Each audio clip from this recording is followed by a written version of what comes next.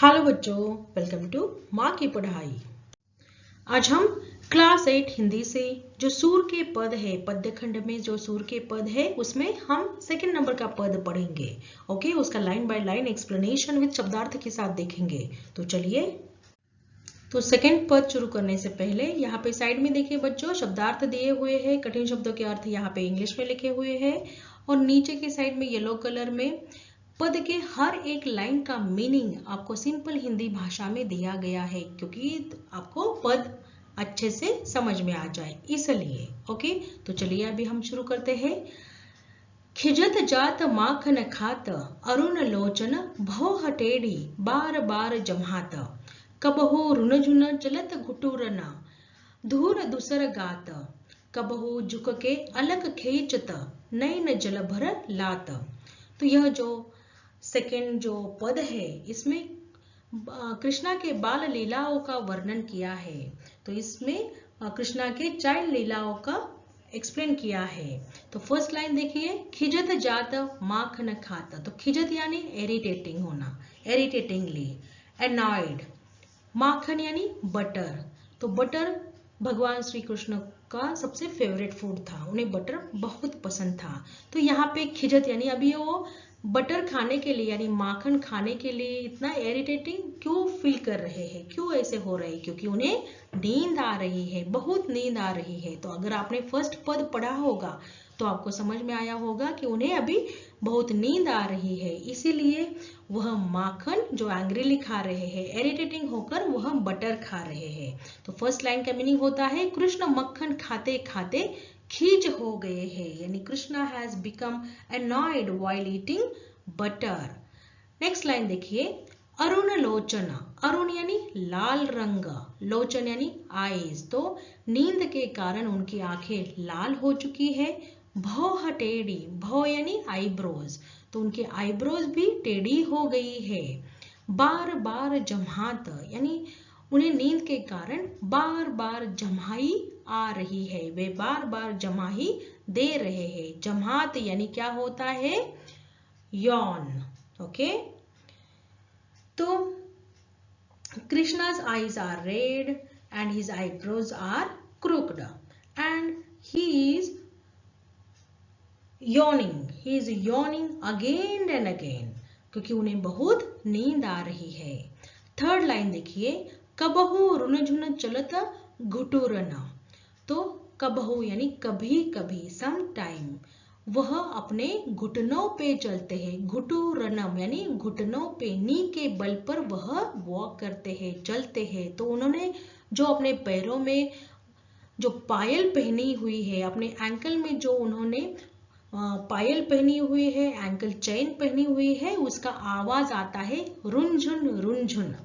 Okay, तो sometimes he walk on his knee and sound of his ankle chain it come like a runझुन runझुन। Okay, next देखिए, धूर धूसर गात। तो धूर का मीनिंग होता है बच्चों डस्ट, धूल। धूसर यानी बॉडी, गात यानी पूरा लग जाता है उनके बॉडी पर, पूरी मिट्टी धूल उनके बॉडी पे लग जाती है, उनका पूरा शरीर धूल से भर जाता है। तो जब वह अपने घुटनों पे चलते हैं, उनकी पायल के घुंघरुओं की आवाज आती है रुनझुन रुनझुन, और उनका पूरा शरीर धूल से भर जाता है, and his whole body covered with dust. Next देखिए लास्ट लाइन, कबहू झुक के अलग खींचता। तो यहाँ पे अलग का मीनिंग होता है बाल, हेयर्स। तो कभी कभी वह झुककर यानी बेंड होकर अपने बालों को खींचते हैं, पुल करते हैं। उसके वजह से, उस पेन की वजह से क्या हो जाता है? उनके नैन, नैन यानी आंखों में, आईज में, जल यानी पानी भर आता है, यानी उनके आंखों में, आंखों से आंसू निकल आते हैं, वह रोने लगते हैं जब वह अपने बालों को खींचते हैं।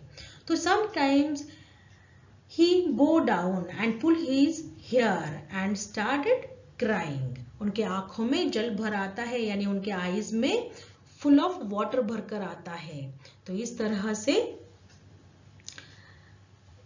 उनका यहाँ पे जो बाल लीला है वहां पे दिखाइए। अभी इसके आगे की जो 4 लाइन है वह हम अभी पढ़ते हैं नेक्स्ट स्लाइड में। चलिए आगे देखिए, कबहू तुतले बोल बोलत, कबहू बोलत तात। तो यहाँ पे देखिए कृष्णा छोटा है तो कभी कभी, कबहू यानी कभी कभी, सम टाइम, तुतले बोल यानी जो छोटे बच्चे होते हैं जो नया नया बोलना सीख जाते हैं तो उनका जो शब्दों का बोलने का जो प्रोनाउंसिएशन है शब्दों का वह इतना क्लियर नहीं होता है। तो ऐसे बोल जो होते हैं, ऐसे वर्ड्स जो होते हैं उसे कहते हैं तुतले बोल। ओके, तो बालकृष्णा अभी तुतले बोल बोल रहे हैं।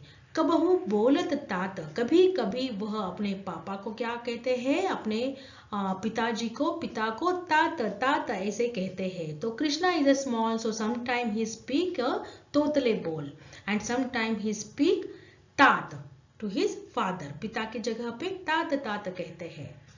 नेक्स्ट लाइन देखिए, सूर हरि की निरखी शोभा, निमिख तजत न मात।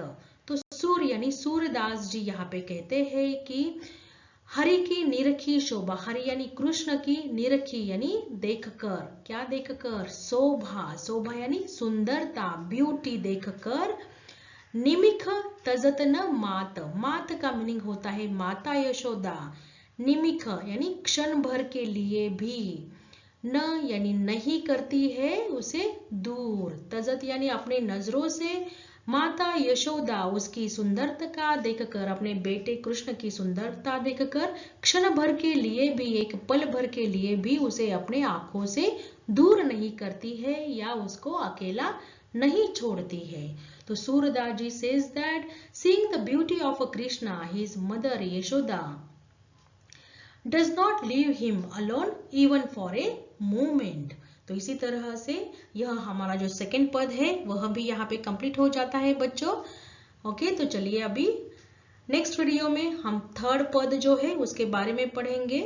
अगर आपको यह वीडियो अच्छा लगा हो तो प्लीज लाइक कीजिएगा, शेयर कीजिएगा अपने फ्रेंड्स के साथ में और मेरे चैनल को सब्सक्राइब जरूर कीजिएगा। Thank you.